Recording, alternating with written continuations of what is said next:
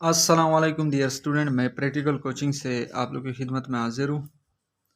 आज हम स्टार्ट करते हैं लेक्चर नंबर 3। आप लोग का जो लेक्चर है वो लेक्चर नंबर 3। इससे पहले मैंने 2 लेक्चर को अपलोड किए थे। एक था सेट्स के बारे में, एक लेक्चर था सेट्स के अलावा ये जो नंबर वगैरह होते हैं, रेशनल नंबर, इरेशनल नंबर, इसके बारे में मैंने डिस्कस किया था। आज सेट को लिखने के लिए जो मेथड्स है वो हमने डिस्कस करने हैं।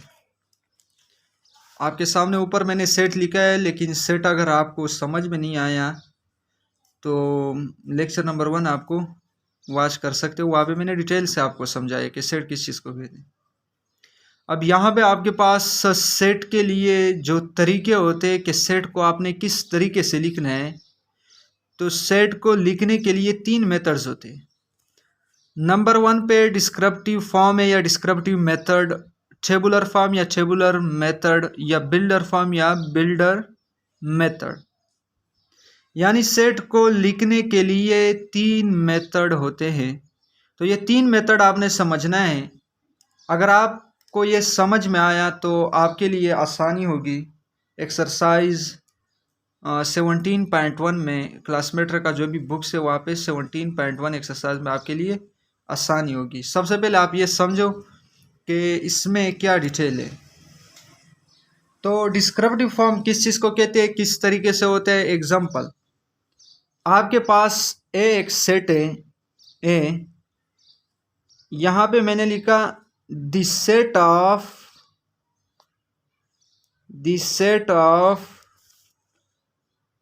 Natural number, the set of natural number less than the set of natural number, यहाँ पे आप लोगों ने नंबर लिखना है, number less than 11, less than 11। यहाँ पे मैंने क्या लिखा, लेस देन 11, ये आपके सामने। डिस्क्रिप्टिव फॉर्म का मतलब यह होता है कि अगर कोई भी सेट इंग्लिश की स्टेटमेंट में मौजूद है उसको क्या कहते हैं, डिस्क्रिप्टिव फॉर्म। यानी the set of natural number less than 11, the set of integer number, the set of prime number, जो भी हो, इसको क्या कहते हैं, डिस्क्रिप्टिव फॉर्म। अब यहाँ पे एग्जांपल, आपने इसको टेबुलर फॉर्म में किस तरीके से चेंज करना है।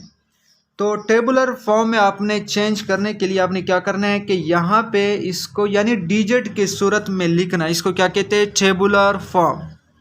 तो टेबुलर फॉर्म आसान है, मुश्किल नहीं है, ठीक है। तो यहाँ पे मैंने क्या लिखा, ये आपके पास तो डिस्क्रिप्टिव फॉर्म था।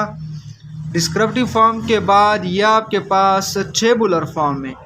अब टेबुलर फॉर्म में आपके पास एग्जांपल, यहाँ पे ये जो ऊपर सेट था, ये जो मैंने आपको बताया था, ये आपने किस तरीके से चेंज करना है। अच्छा, यहाँ पे आपने इसको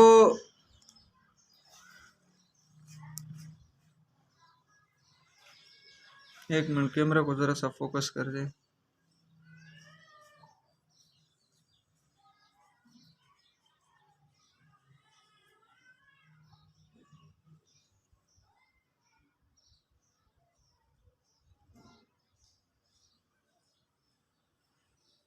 अच्छा, यहाँ पे मैंने आपको बताया कि ये जो डिस्क्रिप्टिव फॉर्म है ये आपने टेबुलर फॉर्म में किस तरीके से चेंज करना है, क्योंकि एक्सरसाइज 17.1 में यहाँ पे टेबुलर फॉर्म है, बिल्डर फॉर्म है, डिस्क्रिप्टिव फॉर्म है, इसमें आप लोगों ने क्वेश्चन चेंज करना है। अगर आपको ये स्टेटमेंट समझ में आ गया, ये 3 स्टेटमेंट, तो आप खुद ये पूरा एक्सरसाइज कर सकते हो। आसान है, मुश्किल नहीं है। तो सबसे पहले आप ये कंसेप्ट समझो। ऊपर मैंने अपनी तरफ से एक एग्जांपल लिखा कि आपके पास एक सेट है नेचुरल नंबर का जो लेस देन 11 है।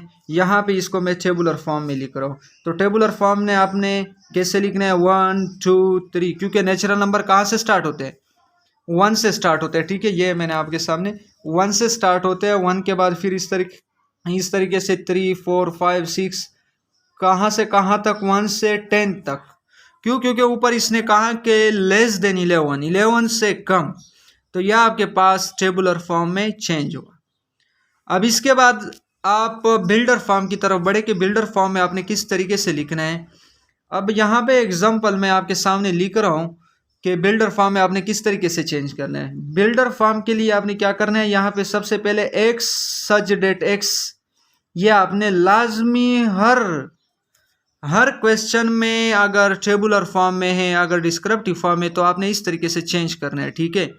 तो यहाँ पे एक्स सच डेट एक्स, ये सच डेट, ये जो लकीर बना हुआ है, ये स्लेश जो बना है, इसको सच डेट कहते हैं।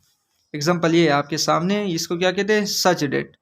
X such that x belong किससे कर रहा है, ये नेचुरल नंबर से, belong natural number and x equal to, ये जो बार मैंने लगाया ये इस एक अगर ग्रेटर के साथ है या लेस के साथ है, तो ये जब बार लगाए तो इसको क्या कहते हैं, इक्वल टू 10, तो मैंने क्या लगाया 10। ये आपके पास कौन सी फॉर्म में चेंज हुआ, बिल्डर फॉर्म में।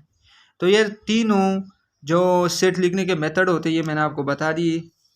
अब आपने जो एक्सरसाइज के क्वेश्चन है, क्योंकि बुक हार्ड कॉपी में मौजूद नहीं है मेरे पास, PDF में, तो यहाँ पे मैंने क्वेश्चन लिखे, आपने उनको समझना है।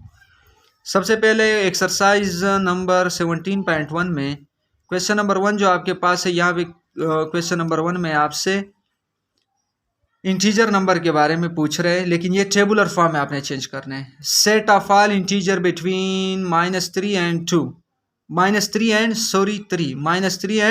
+3 आपने क्या करना है कि इंटीजर नंबर को आपने इनके दरमियान बताना है।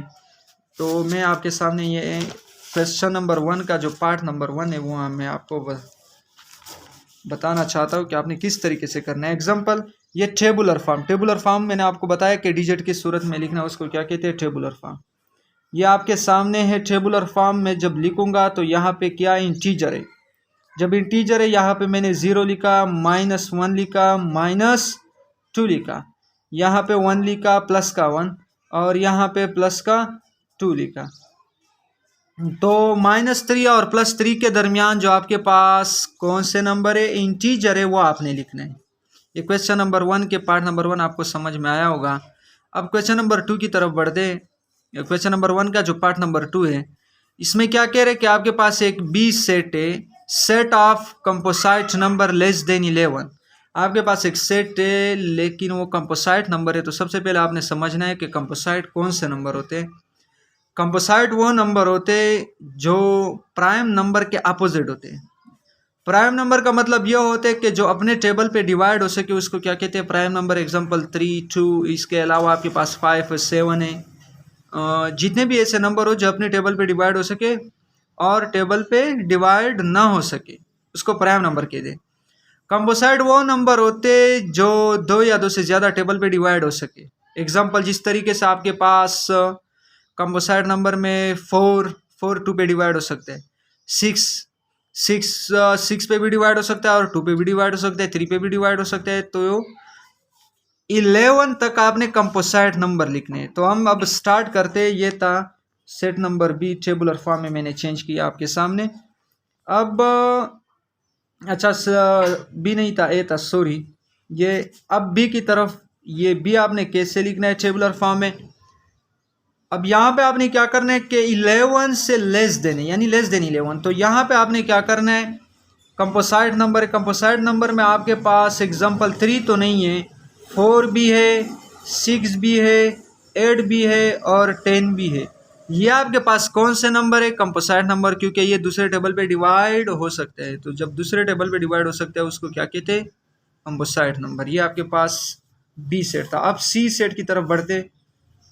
X such that X belong to prime number and X less than 5, X greater than 5 and less than 13। आपने प्राइम नंबर बताना है लेकिन 5 से ग्रेटर और 13 से कम। तो यहाँ पे सी आपने किस तरीके से करना है, सी सेट सी। अब सॉरी, यहाँ पे मैंने निशान लगाया है कि इक्वल का। अब मेरे पास बुक नहीं है, ठीक है। आप लोग PDF में चेक कर सकते हो कि ये अगर निशान है उसका अलग तरीका होता है, वो भी मैं बता देता हूँ, ठीक है। अब यहाँ पे आपने क्या करना है कि एक such that x belongs to P builder form में मौजूद है, x such that x belongs to prime number and 5 less than x, 5 छोटा है x से और x इक्वल है 13 के, क्योंकि ये बार जब मौजूद है तो इक्वल है 13 के, ठीक है। तो 5 से आगे बढ़ो, प्राइम नंबर मुझे बता दे। प्राइम नंबर वो नंबर होते हैं जो दूसरे टेबल पे डिवाइड ना हो सके अपने टेबल के अलावा। तो यहाँ पे आपने क्या लिखना है, एग्जाम्पल 5 के बाद आपके पास 7 भी है, 9 नहीं है क्योंकि दूसरे टेबल पे डिवाइड हो सकते हैं, 3 के टेबल पे डिवाइड हो सकते हैं। 9 है, आपके पास 11 है, और मैंने आपको बताया कि अगर ये लेस देन है, ये अगर लेस देन है, नीचे बार मौजूद नहीं है, तो यहाँ तक आपने लिखना है। लेकिन अगर ये इक्वल है, जब ये इक्वल है तो आपने क्या करना है, यहाँ पे 13 भी लिखना है, ठीक है। तो इस तरीके से ये था सेट नंबर सी। अब डी की तरफ बढ़ते हैं कि डी आपने किस तरीके से लिखना है। डी में आपने क्या करना है कि डी में आपने y such that y belong to O. अब ओ का क्या मतलब होता है, ओ का ये मतलब होता है, क्योंकि आप लोगों ने पढ़ा है कि इवन नंबर होते हैं, ओड नंबर होते हैं, ठीक है। ये आपके पास ओड नंबर है, ओड नंबर हम शो करते हैं ओ से, ये आपके सामने लिखा हुआ है, ठीक है। और ये एंड को शो कर रहा है, ये जो क्वेश्चन मौजूद है ये बिल्डर फॉर्म में मौजूद है। अब यहाँ पे कह रहे कि 7 less than y, y less than 17, यानी आपके पास जो वाई है वो 7 से क्या है, 7 से कम है, और 7 से सॉरी ज़्यादा है और 17 से कम है। तो इनके दरमियान आपने बताना है कौन सी नंबर ओड नंबर। तो डी की तरफ आपने डी में क्या लिखना है। अब 7 के बाद आप लोग खुद भी अंदाज़ा लगा सकते हो कि ओड नंबर कौन से होते हैं। 7 के बाद 8 नहीं होते क्योंकि ये इवन नंबर है, 8 इवन नंबर है। 7 के बाद आपके पास 8 आ रहा है, फिर कौन क्या आ रहा है आपके पास 9, तो यहाँ पे मैंने 9 लिखा। 9 के बाद 11 आ रहा है, फिर क्या आ रहा है आपके पास 11, 13, 15 और 17 नहीं लिखने, क्योंकि यहाँ पे क्या कह रहे हैं कि वाई लेस देन 17 है। इससे पहले मैंने आपको बताया था कि यहाँ पे अगर बार मौजूद है, इसके नीचे जो बार लकीर होते हैं, ठीक है, अगर वो मौजूद है तो 17 भी लिख सकते हो, ठीक है। इसमें ये फ़र्क होता है। अब क्वेश्चन नंबर 5 ई की तरफ बढ़ते। Z such that z belong to R, R का मतलब होते हैं रियल नंबर, और यहाँ पे and z square equal to 121 है आपके पास। ये आपके पास कौन सा ई है, ई जो आपके पास सेट है ये बिलोंग किससे कर है, रियल नंबर से, और जेड स्क्वायर आपके पास इक्वल है 121 की, यानी 121 की।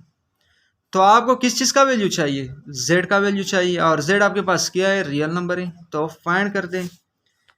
अब मुझे ये जेड का स्क्वायर नहीं बल्कि मुझे जेड का वैल्यू मालूम करना है, ठीक है। तो यहाँ पे मैं क्या करूँ, taking root on both side. जब मैंने रूट लिया यहाँ पे तो रूट यहाँ से कैंसिल, 121 के ऊपर भी रूट लिया तो 121 का जो रूट होता है वो 11।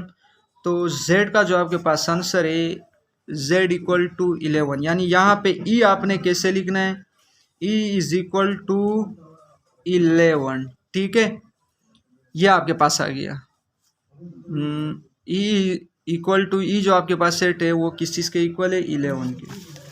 अब क्वेश्चन नंबर 6 की तरफ बढ़ते। F equal to p such that p belong to rational, ये क्यों कुछ किस चीज़ को शो कर रहा है, रेशनल। इससे पहले लेक्चर में मैंने आपको सब कुछ बताया है, ठीक है।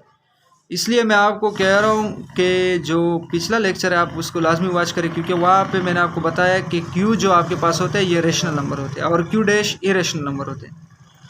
यहाँ पे पी स्क्वायर बराबर है -1 के, और ये है कौन से नंबर, रेशनल नंबर है।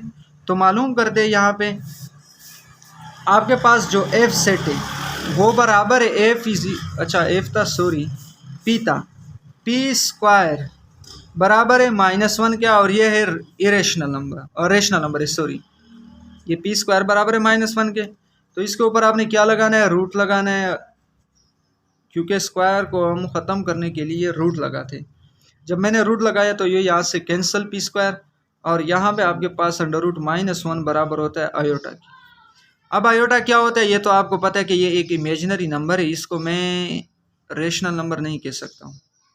अब ये जो आपके पास एग्जांपल है ये नल सेट का एग्जांपल है, ठीक है। यहाँ पे हम एफ में आपके पास जो सेट मौजूद है F equal to null set, pi भी लिख सकते हो, ये रहा पाई भी लिख सकते हो। इसके अलावा नल सेट को शो करने के लिए आप खाली ब्रैकेट भी लिख सकते हो।